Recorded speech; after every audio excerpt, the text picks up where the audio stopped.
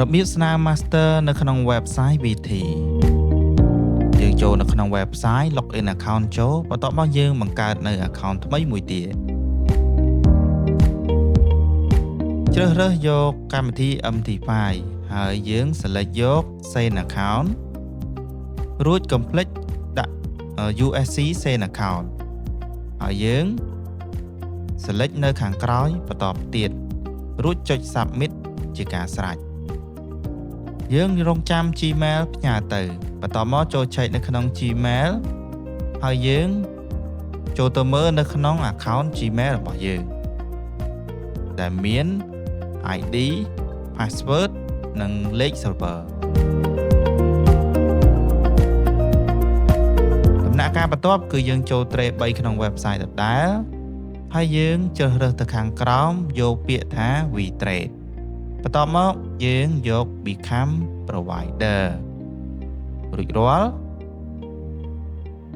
សូមអស់ទៅក្រោមបន្តិចដើម្បីបំពេញនៅឯកសារមួយចំនួន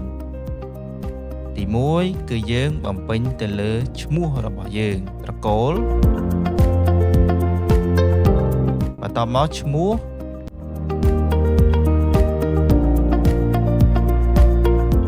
រួចជ្រើសរើសលេខទូរស័ព្ទដែលមានបូក855ដែលជាលេខកូដខ្មែរដាក់លេខទូរស័ព្ទរបស់អ្នកចូលរួចរាល់ហើយបំពេញនៅ Gmail បន្ថែមទៀត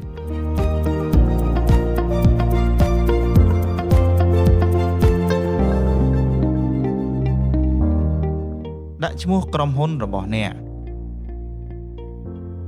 ជ្រើសរើសប្រទេសកម្ពុជា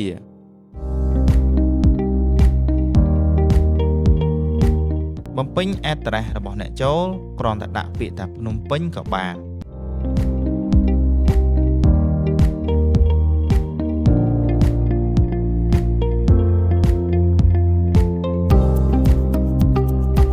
កន្លែងនេះគឺយើងត្រូវតែជ្រើសរើសវិធី market បន្ទាប់មកយើងបំពេញ number account ថ្មីរបស់យើងចូលបើក tick ទាំងអស់បន្ទាប់មកយើងចុច next អស់ទៅក្រោមបន្តិចបន្ទាប់មកយើងជ្រើសរើសពាក្យ employee យកដុល្លារតាមដែលខ្ញុំបានសន្លេចហ្នឹងទៅបន្ទាប់មកយើងយក family income ហើយយើង next ទៅមុខទៀតយកពាក្យ more than 2 year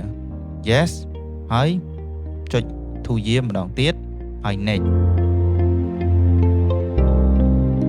upload ព័ត៌មានរបស់អ្នកចូលដូចជាតញ្ញាណប័ណ្ណនិង bank statement ចុច submit គឺជាការស្រេចរងចាំការផ្ញើសាររយៈពេល1ម៉ោងទៅ3ម៉ោងចាំយើងចូល check មើលម្ដងទៀត